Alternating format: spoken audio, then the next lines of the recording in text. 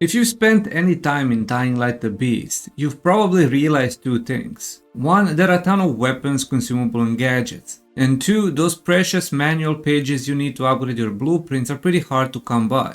That means you can't just upgrade everything at once, you've got to pick. So let's talk about what you should focus on first, as I've put together a list of 10 upgrades that give you the most value. Let's start with the most obvious but most important upgrade: bandages. They're the bread and butter of healing, and trust me, you'll be using them constantly.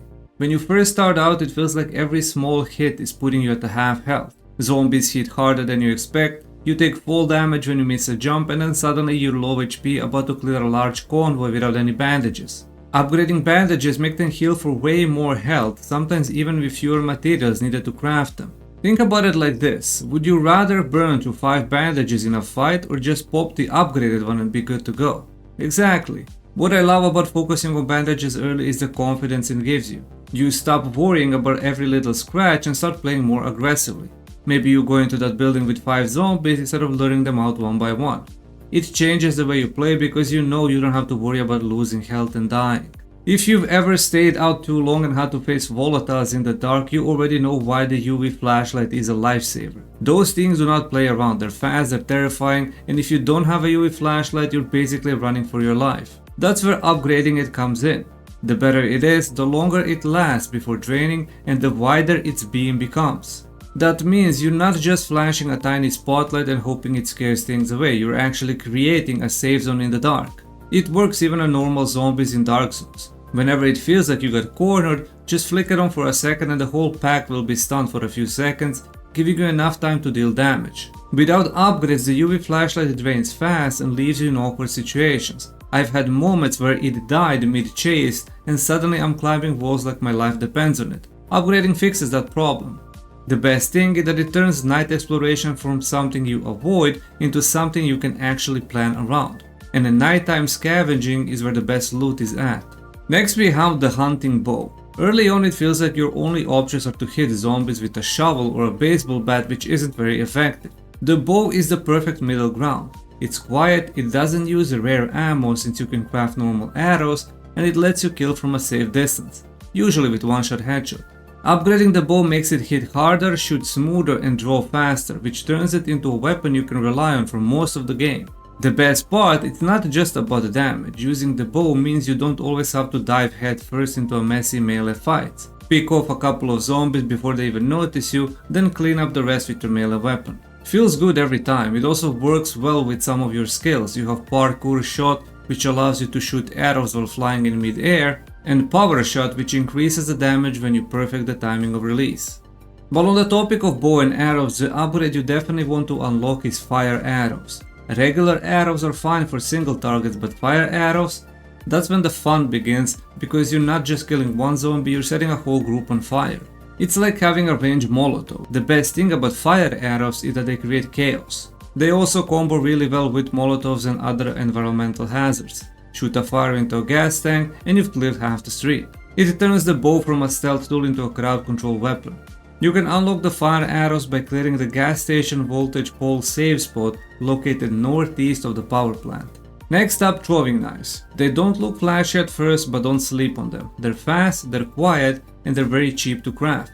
Perfect for finishing off stragglers without wasting arrows or breaking your melee weapon. Upgrading them makes them do more damage, which means they can actually kill weaker zombies outright. Imagine you've got a zombie blocking a doorway. Why waste durability on your axe when you can just flick a knife and move on? You can't pick them up after throwing, so don't feel bad. Using them is almost never a waste.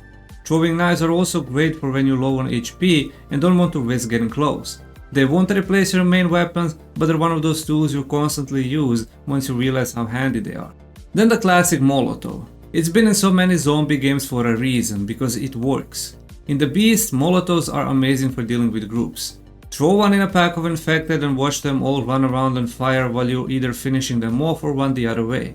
The zombies are drawn to fire and noise, so 9 out of 10 times they will just walk into one another and set the whole group on fire. That gives you enough time to finish them off with one swing, or simply use this as a distraction and move past them. Molotovs work really well on the armored zombies to weaken them first. The best part about upgrading them is that they burn longer and cover a bigger area. That means that more zombies caught in the flames and more time for you to breathe. They're also super cheap compared to the grenades, so you don't feel bad for using them too often. And let's be real, setting zombies on fire never gets old. It's not just practical, it's actually fun.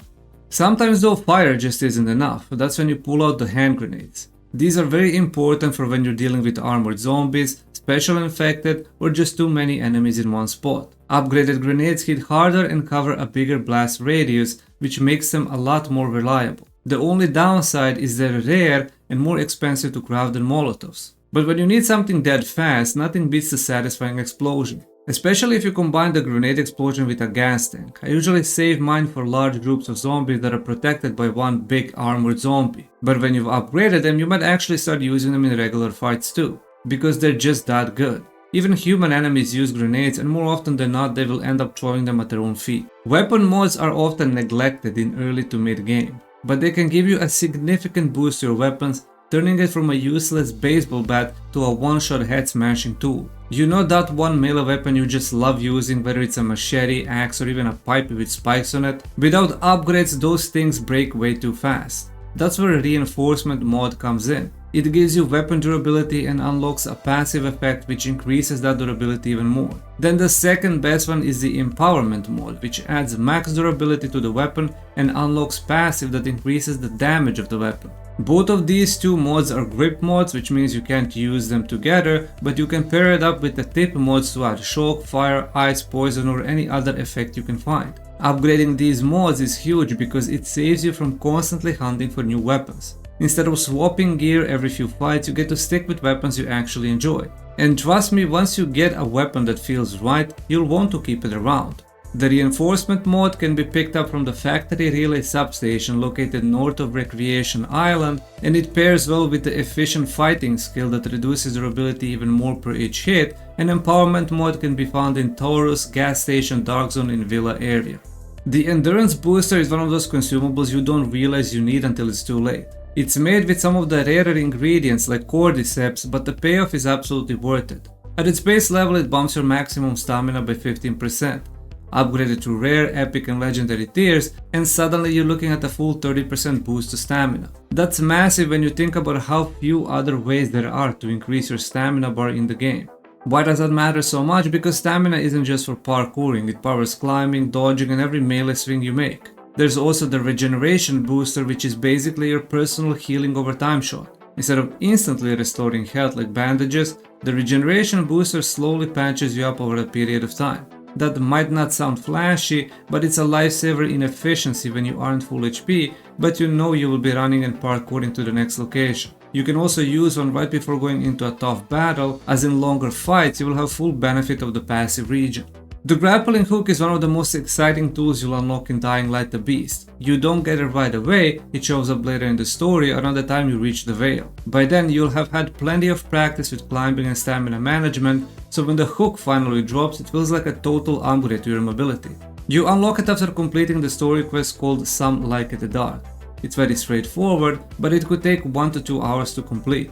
Once you have it, you'll want to instantly upgrade to Epic, as it simply gives improved basic stats and lets you swing smoother and pull from longer distance. The grappling hook simply changes the game. Instead of feeling trapped on the ground, you suddenly control when to fight and when to run. It can also be used as a hook to pull enemies towards you, stunning them and staggering, and then using Bash for a devastating combo. And it's just so damn fun once you understand how to chain several hooks together.